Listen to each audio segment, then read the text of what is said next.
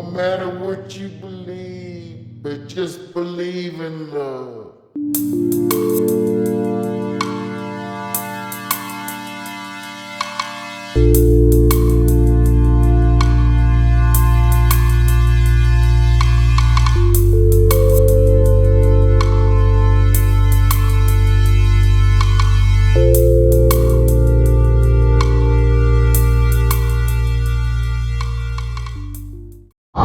Daniel with Prism Productions here in lovely Capitol Hill, downtown Denver, Colorado, here at your mom's house. Here back here with James, co-owner. This independently ran venue, known for its eclectic blend of music as well as its high level of production and sound. I'm gonna go behind the scenes a little bit, kind of see what's going on in the back, you know, see what they've been up to during these slow times, and kind of seeing where the future holds for us. So stay tuned and we'll get with you shortly.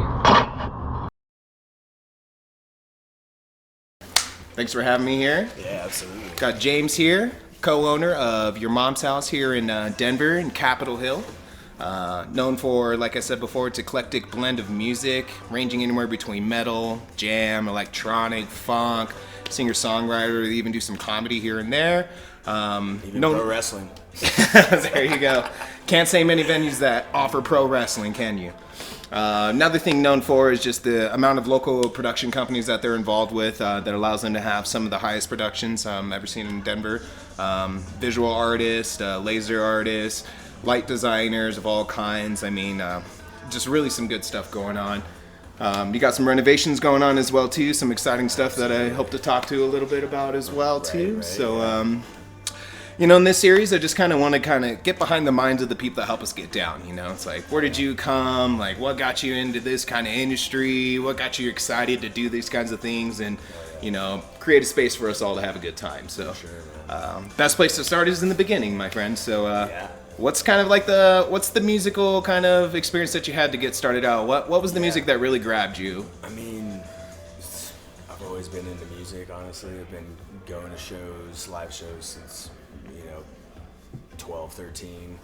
I think my first show ever was Anger Management Tour back in like 2000 or something, and actually Eminem was the headliner. Oh, really? And I think it went from Ludacris to Exhibit to Papa Roach to Eminem. Oh, wow. I was just like, whoa, I was hooked after that. But funk is definitely, my favorite kind of live music. I love electronic music too.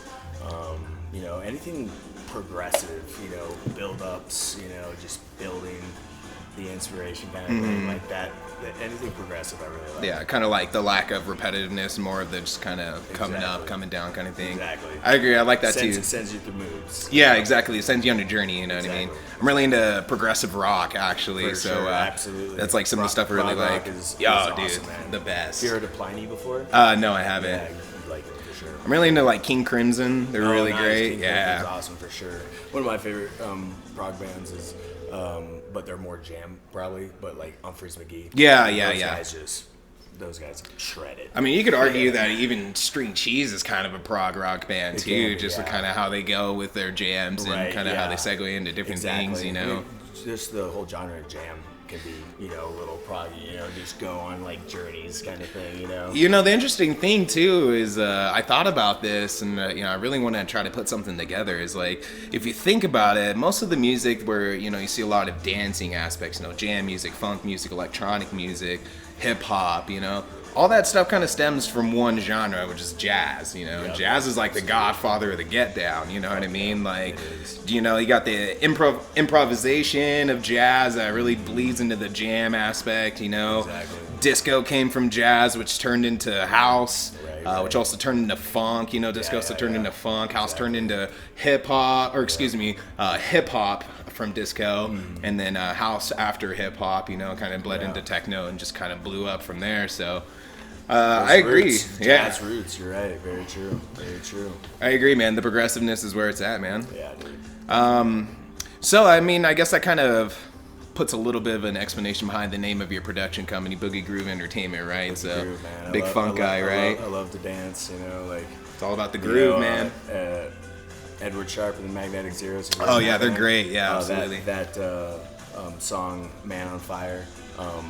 he's got this in the chorus, you know, he says like, I'm a man on fire, walking down your street with one guitar, two dancing feet, only one desire that's left in me. I want the whole damn world to come dance with me. And that's kind of the whole aspect of Boogie Groove. Like we just want everyone to come dance with us, and having Your Mom's House as a platform, as our home base, you know, not pigeonholing into one genre. You know, we have all genres, so we have all walks of life coming through here. So hopefully we can get the whole world to, you know, come dance with us all one show at a time kind of thing. So yeah, man, I've been to a couple of your shows before. You know, you got a really good community of people that come. You know, I feel like with the fact that you do a lot of local talent and a lot of local artists, you know, you get a lot of really people who are kind of deep in the community, who go to a lot of the shows. You know, a lot of people you see, you know, all your friends. You know what I mean? Right. And people, I feel like people in the scene. Yeah, and I feel like, you know, having those people, it really makes it a much more funnier experience, you know what I mean? Yeah, when you got people who kind of like have been there, they know how to do certain things, or, you know, act certain ways to kind of build on that hype or that fun. And, you know, it's just kind of like, it's almost like it's like a mini festival here, you know what I mean? You get all different kind of walks of life, all different kind of walks of music. You may not know that you like it until you check it out. Exactly. And that's why we don't limit, you know, our shows to just, you know, what's on stage. You know, we have, you know, vendors, you know, selling their art. You know, we have live painters on the sides, all just doing their thing. You know, we have got LDs and VJs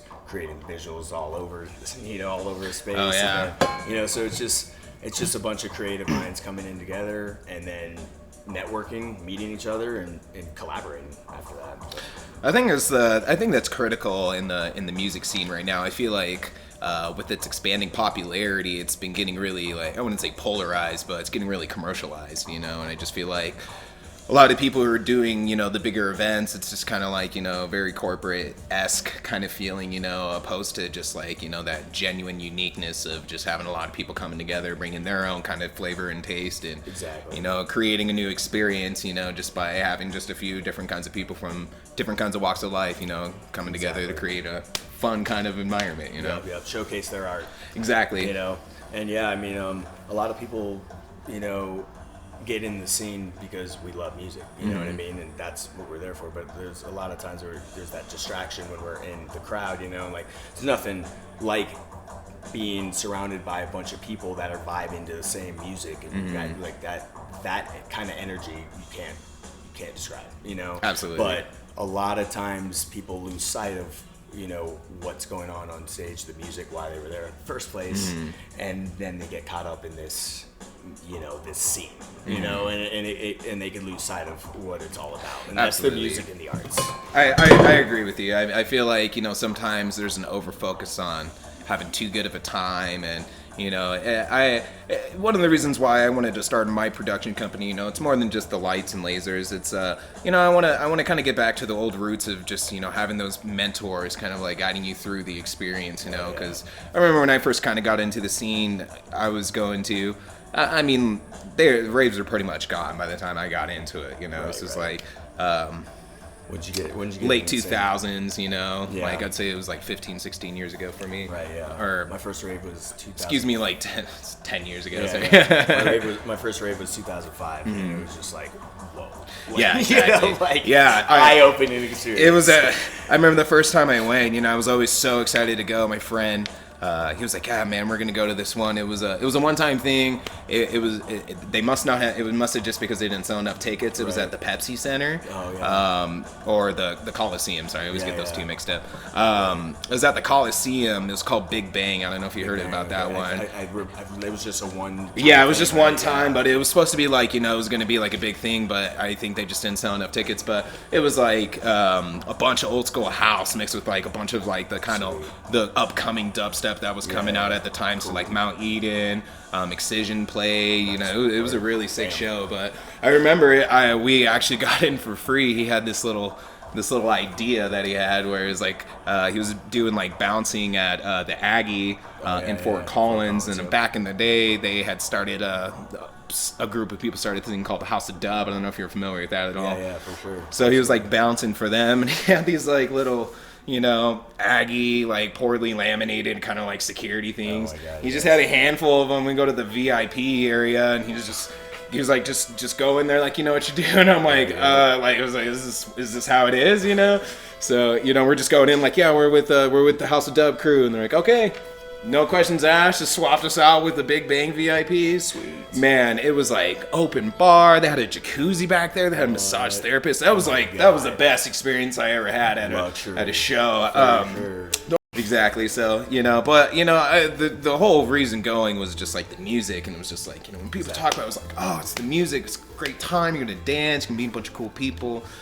So I think it is really easy to get lost in the scene and what you know, the idea of what you should be doing at a show, or like how you should be acting, or how much you should be doing of any given thing. You know, with what I mean? everything, it's all about moderation. It's literally literally, like even water. Honestly, like don't overdrink water. It's all about even. moderation. Absolutely. Just take care of yourselves and take care of your friends. And take care of each other. Even not even your friends. Like each other. Anybody you find that needs help. Citizen, you know? Exactly. Like, if you see someone, you know, kind of being a little out of it, and you know, maybe talk to them and see if they need a glass of water. Those are the worst experiences I always see. Is just like, you know, they're just like obviously scared because, you know, they don't want to get in trouble, which you won't get in trouble. You know, if you call the police because you're in fear of your friend's life, at least in the state of Colorado, they'll pick your friends up and no charges will be taken on you. So just know that things are there to make sure people are safe. So definitely use that to your guys' advantages. But you know, the thing I hate to see the most is just when people are trying to hide it, and you just clearly see somebody who's just overheating. They're starting to not look good, and it's just like, man, like just go get medical. Like they're not the cops; they're here to help you. That's what they're there for. Exactly. Exactly. Like the Jam Care and like Dance Safe, all those med tents at festivals and stuff. That's what they're there for. Use the advantage and always hydrate and be smart. You know, exactly. Really. Like, and that's honestly what, like, you know, our security guards are there for too. You know, we're not trying to kick you out and make you, you know, put shame on you. You know, we're trying to take care of you. You know, just make sure you're okay. Safe space. You know what I mean? Exactly. No matter who you are, you know, if you don't ever feel like you're safe, definitely mention it to somebody. Talk to the bartenders. Talk to security. Yeah. Like they're there to help. Talk to someone. Yeah. Just talk to someone. Yeah. Don't hold it in. Don't hold it in. Or if you feel like something may be put into your drink, you should definitely talk to somebody about that. For sure. Absolutely. That is no joke, man. Yeah. But yeah, I've been, you mentioned Aggie. I'm from Fort Collins, well, middle school, high school, 2000 to 2005. Then I went to school in Flagstaff, Arizona, Northern Arizona University, for hotel restaurant management, with the focus of sustainable studies. And from there, after I graduated, I managed a couple restaurants in Houston. I lived in Houston for 2 years, and that was the first time that I felt locked down to a job in a city I didn't want any part of. And so, you know, I made it. You know, the last year that I was there, I was just like, I'm going to save as much money as possible, you know, work as much as possible, and save as much money to move somewhere where I can be, you know, because if I ever feel like, you know, lose my job, at least I'm in the city that I want to be in. Right. You know what I mean? And so I chose Denver because, you know, only an hour away from Fort Collins, and a bunch of people from Flagstaff where I went to school were already kind of living there. So I was like, this will be an easy transition. Plus the music scene in Denver is, you know, amazing. Awesome. Yeah. So I moved to Denver in 2011. I had enough money to take, you know, my first 3-4 months off of just enjoying Denver and Colorado as, you know, the wilderness scene, festivals, whatever it may be.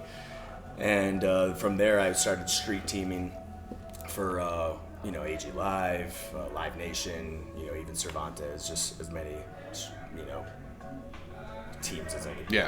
And try to get as many free shows as possible, right? My buddy and I did this all the time, and so he would give me his +1, and I would give him his +1. So we're going to, like, you know, 6 shows a week for free all the time, and we're street team all the time. So we're just knowing the scene, you know, we're like just discovering so much music, you know, and that just kind of really got me in the scene. And about a year later, he was just like, you know, dude, I'm gonna go, you know, teach somewhere in Asia. I'm moving away, you know, and he was just like, and I was just like, dude, like, you gotta stay, man. We're gonna blow up in this music scene together, you know. And he moved away, and you know, I stayed. And about 2 years after that, 2015, I started booking at Tony P's off of 17th and Clarkson, which no longer exists anymore.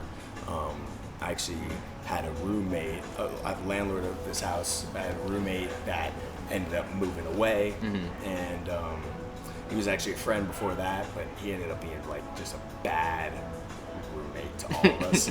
So it was a falling out there, and I was like, you know what, screw ever, you know, being a landlord to one of my friends. I'm just gonna find a random on Craigslist. And so I found that random on Craigslist. This guy, he was working at Tony P's, and he was, you know, 2 weeks in living in my house, and he was like, hey, come check out the space. You know, I checked out Tony P's, and took me upstairs. It was like this like lounge area, you know, wraparound balcony, kind of like, you know, like NOLA style, you know, like really, a really cool lounge area, you know. And he's just like, what do you think about the space? And I'm like, dude, I think we should book music here, book shows here. And he was just like, I just moved here, you know, I'll get you, like, I know you know the scene, I'll get you an interview with the owner of Tony P's. And the rest was history, you know, like, he gave us like Fridays and Saturdays from 10 p.m. to 2 a.m. every day, and then that moved to Thursdays through Saturdays, and then he gave us Wednesdays for open jam, so we were doing 4 nights a week, you know. And he was bartending every show, and I was booking every show, and so that got me started thinking like, whoa, this could be something, you know. And that's where Boogie Groove Entertainment then came from that. And then I kept just telling everyone, you know, I did a few shows over at Globe Hall, Walnut Room. I did monthlies there, one a month at each venue.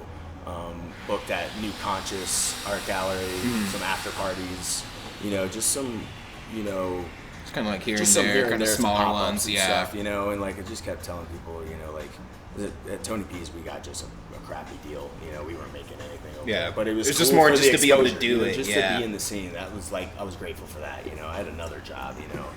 I just kept telling people, just, you know, putting out in the universe, you know, like, if I could just have my own venue, you know, it's game over kind of thing. You know? Exactly. And I actually tried to book here for a while, and when it was just Pearls. Yeah, because it was just like a bar and like small Pearls. venue, And right? They did some shows, mostly just like vinyl and electronic shows. That's it. Like only like 2 or 3 nights a week. Yeah, you just know, like real small, I more tried of a booking bar it, than like, hey, Let me anything. bring some live music aspect, because that's all I was doing at Tony P's. Mostly was live music, also some DJs. But I was like, let me do some live music there. They denied me so many times, and I'm like, all right, because this girl that I worked, a close friend of mine, she helped open Pearls, and she was trying to get me in, but couldn't. And then, you know, year and a half goes by, or a year or so, and she hits me up randomly around like Thanksgiving 2016, and she's hitting me up, you know, this is probably a few weeks before, and she's just like, you know, randomly, we hadn't talked in like 3-4 months, you know, and she's like, how you doing, hon? I'm like, not bad, how you doing? And she's like, I could be better. The place that I helped open is about to go under. We're not making rent again. I was just like, wow, that's crazy. And she said they were like, they had a GoFundMe going. They had to raise like $60,000-$70,000 Wow. to keep the place open in like a week. And I was like, that's wild. And Was it like a restaurant or? No, it's just a bar. Oh, You know, just a bar. this spot. Oh, was it this place? Oh, Pearls. you Oh, know? okay. And I was just like, wait a second. But what if I help save Pearls? And she's like, can you do that? I was just like, just give me a meeting with try. the owners. And she got me a meeting with the owners, and I talked to. There was 3 existing before my business partner Joedan and I came into this.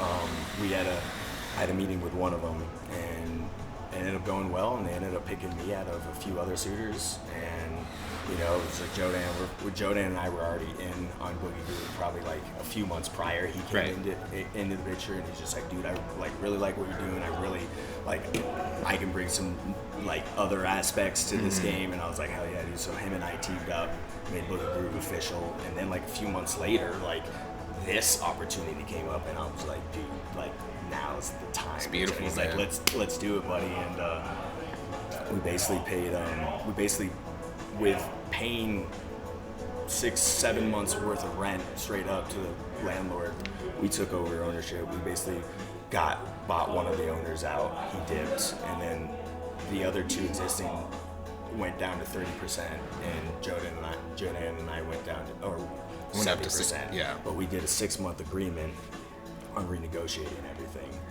So after 6 months, so that was in November 2016, January 27th, we unveiled the name of Your Mom's House, 2017, and the existing owners, they hated it. I was And gonna we say, were they're just like, we were just you're like, gonna call it- sweet, well, we love it, you know, and like that right there was just like, you know, like, all right, sure. I mean, like, you know, we're doing everything right now, you know, like even after we took over ownership, you know, we were supposed to split costs 70-30.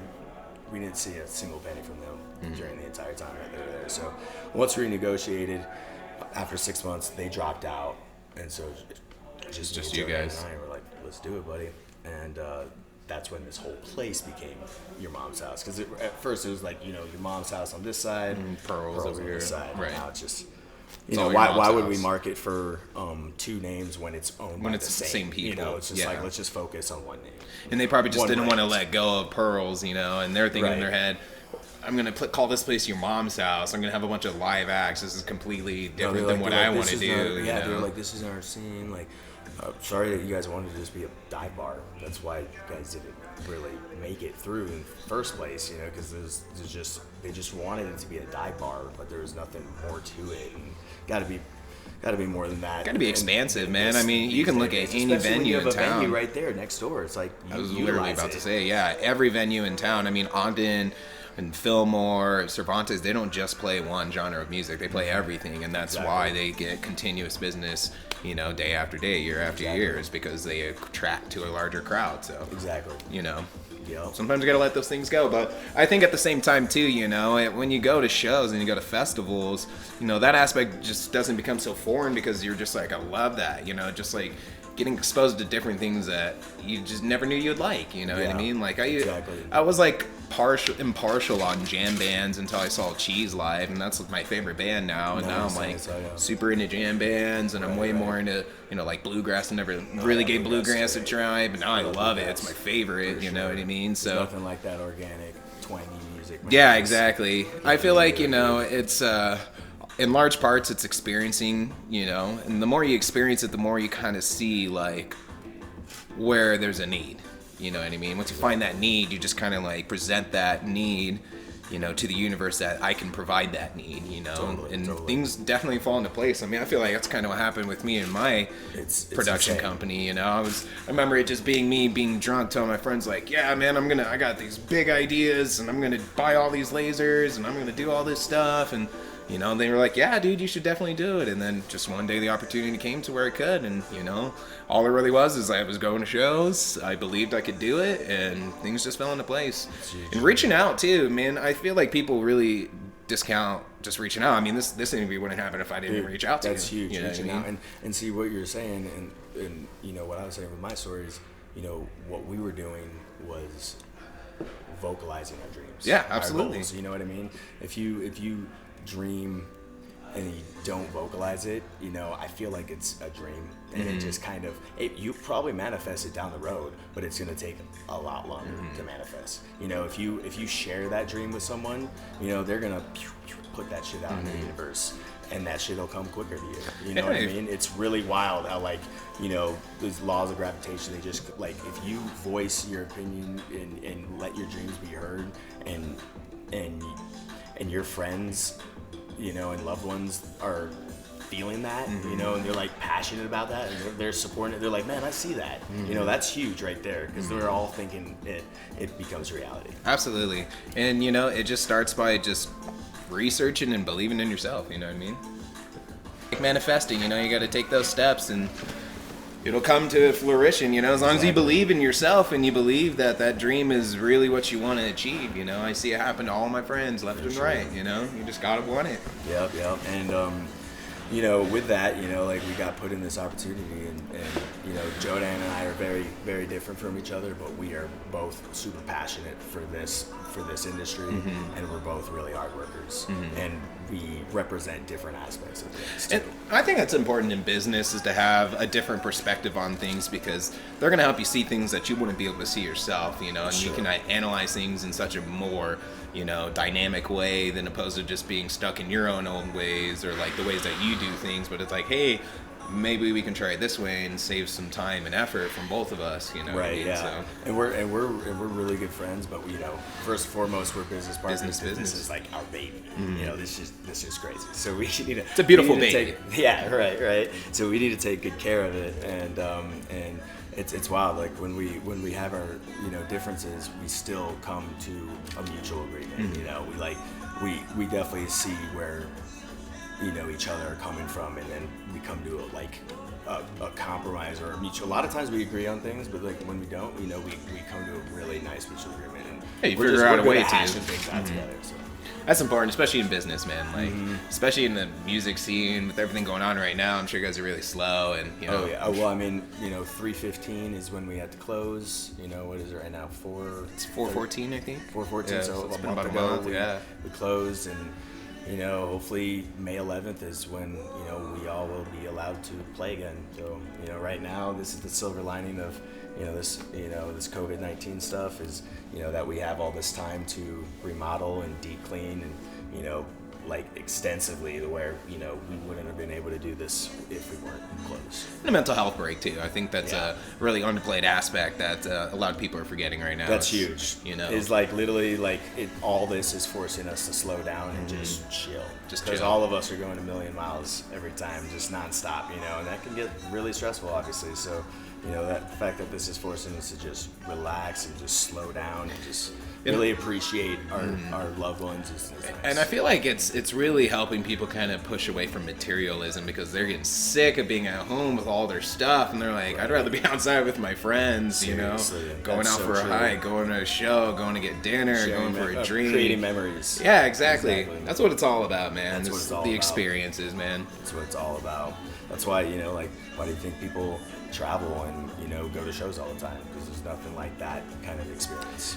There's nothing else in the world I would want to spend my time doing. Yeah, like, exactly. honestly, like, Seriously. it's just so cool. Like, you know, you see cutting edge technology at a lot of these shows and concerts with lights and productions and dancing and, you know, art, and it's just such a creative space, and it's just so beautiful. You know, I feel like a lot of people don't really understand that aspect, and like, you know, those that don't go, they're like, oh, it's like Burning Man, you know, everybody's just like, you know, super crazy desert hippies just doing a bunch of drugs, or it's like, oh, Coachella, a bunch of like rich people just raging out, you know, and it's like that MTV festival. yeah, Fire Festival. Oh you know my what I God, mean? yeah. Jeez. That is so funny. Have you seen both of those documentaries? I saw the one on, I Hulu think the and Hulu one. Netflix. I saw the Hulu Oh, one. check out the Netflix one Oh, too. man. Oh my God, it's just the entire time I'm watching it, my jaw was just dropped. I literally had to go like it's just insane. Like, I don't even can't know- believe what a manipulator that guy Seriously. is. Or just unreal. like, I don't even know much about booking, but like, just the timelines of everything. I'm like, there's no way you can get that done in like Not at 8 all. months. Are you Especially for serious? An that kind of international festival that's like Like, what are you swanky like thinking? that? Like, you're crazy, bro. Like, you clearly Oh, never yeah, been to a festival And yeah, before. you guys don't even know where to find the pigs that you originally, you know, did your promo video of everyone swimming in the clear waters with the pigs and the models. It's Escobar's like, Island or right, whatever. it's so And it'll ridiculous. go into like a FEMA camp Oh instead. my you God, know? right, exactly. It was But so like, funny. in some ways, it was like, did anybody really get hurt? You know, it was just a bunch of rich people No, it was being funny. I think there was overzealous one and person that gluttonous. actually bought a ticket, and they were like, "Man, this is the most entertaining shit I've ever No, seen." he All got these that rich ticket. people that He are- won that ticket. He that won that Oh my ticket. God. I know who you're It's like, talking this is about. great.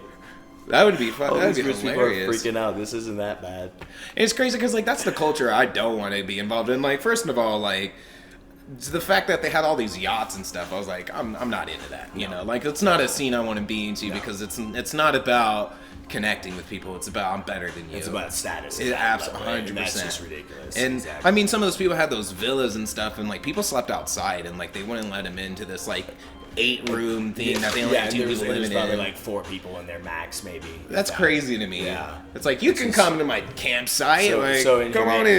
That's not what festivals are about. I'm saying, you know, like, come on. it's not what we're here for. Yep, exactly. So what are some of the most favorite, most memorable music events that you put on? Events that we put on here? Here, let me make it a 2-part. What are some of your favorite memorable, and what are some of your nightmare moments in the music industry? Booking shows, getting things going here. Even working with artists. Like, did you ever have to? You don't have to say anybody's name. Oh yeah, I mean artists. You know, when they throw their riders at us. Yeah. Like, you know. Well, think about the first show we tried to throw. You know, into them out. Yeah, exactly. The problems we had the first show. Totally. Yeah, we spent a lot of money. we had this old marketing director that was, you know, also booking too, and she came from, you know, few venues that were well known, and you know, we got a nice little signing bonus with Ticketfly because of her connections. I think it was for about $10K, nice signing bonus to be our ticket agent. She literally spent it within like 3-4 shows. Oh my and gosh. lost us all of it. Oh, like geez. we didn't even make any of that money back on the show. like Gigamesh, you know Gigamesh. Yeah, no Pretty Gigamesh. sweet, Yeah, for he has sure. that Like, that not bad. Dreams edit. Yeah, not from, bad. We Fleetwood thought that Mac, was going to be a sold out show, you know? Like, we spent probably like $4,000 to $5,000 on him. And Wow. we maybe saw maybe 1,500 in ticket sales from that. That's like, crazy. It was just like, whoa, what is going on? I mean, it's all marketing at that point. No, yeah. You know? And she ended up leaving, but you know, she got us helped out with, you know, with our structure with that. But it's just definitely some growing pains here, you know, like a lot of live and learn, you know, and but we've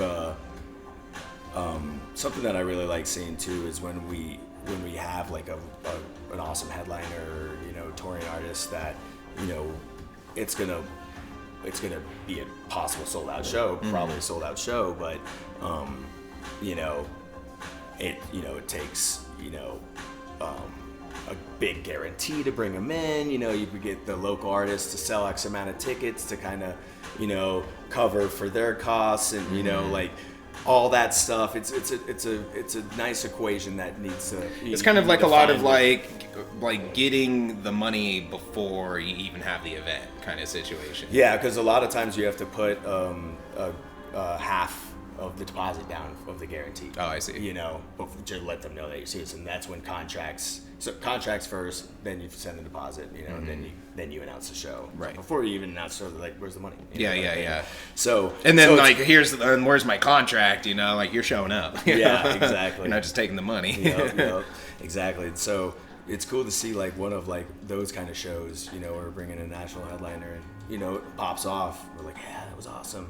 But, you know, it does well in ticket sales. Most times break even or, you know, make a little more. That's a win, you know. When you break even, that's a win because the bar sales are doing well, you know. But a lot of times, you know, we make more than that. But like, it's awesome to have it the next night or the night before, and just doing it all local, you know. And then they're selling tickets for X amount of percentage, and then all of them are getting X percentage of door, you know. So everyone's getting split between door and their ticket sales, yeah. and then it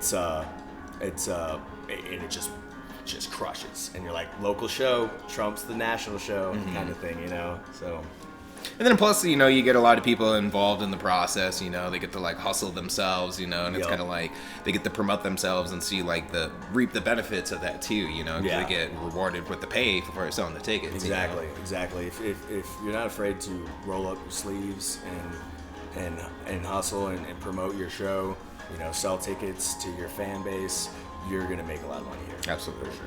You know, it's a very fair system. Especially in Denver too, man. Like you just got to get out there. You just got to let people know. And that's know? the thing. Like a People are lot open. of people, you know, especially Denver. What do we have? Like 50 plus music venues in the Denver metro area. Oh, yeah. Like even like, you know, bars that you're like, oh wait, you guys are doing live music too. You're like, you know, there's so much going on.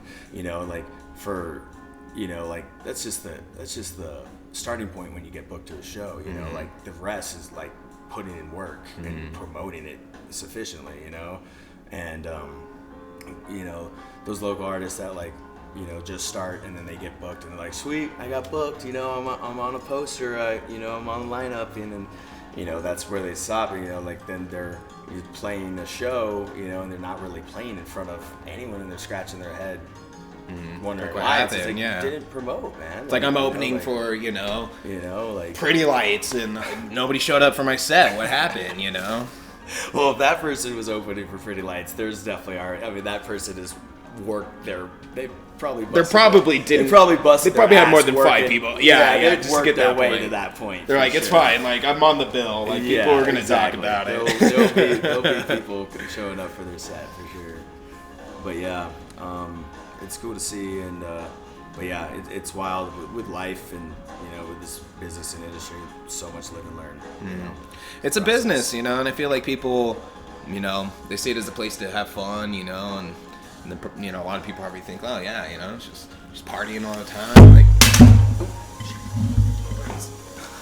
roll cage. yeah, right. Just partying all the time, you know what I mean? Like, but it's not. Like, it's a lot of methodical thinking. It's a lot of planning, prepping. It's a lot of work. It's work. It's a It comes job. from so many angles, you know, like from initially, you know, booking the show, even like the process of finding the artist is extensive, you know, and then negotiating, and you know, that's a whole process in itself. But then once you get that show, you know, booked, you know, before you get, you know, the announcement, you have to, you know, have, you know, set the announcement date and plan on that. You coordinate that, you know, and you know, with that you have, you know, your graphic designer making the poster.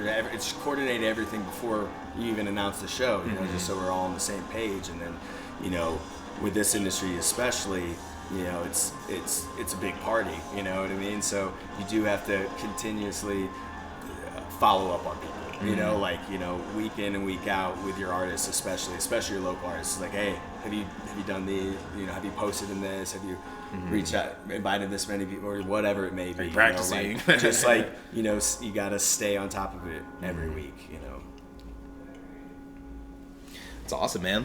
Yeah. So what's in the future? What's in the future for your mom's house? What can we expect, you know, to come into here? Hopefully May 11th, coming in ready to rage. Everybody's tired of watching the live streams and dancing in their living room.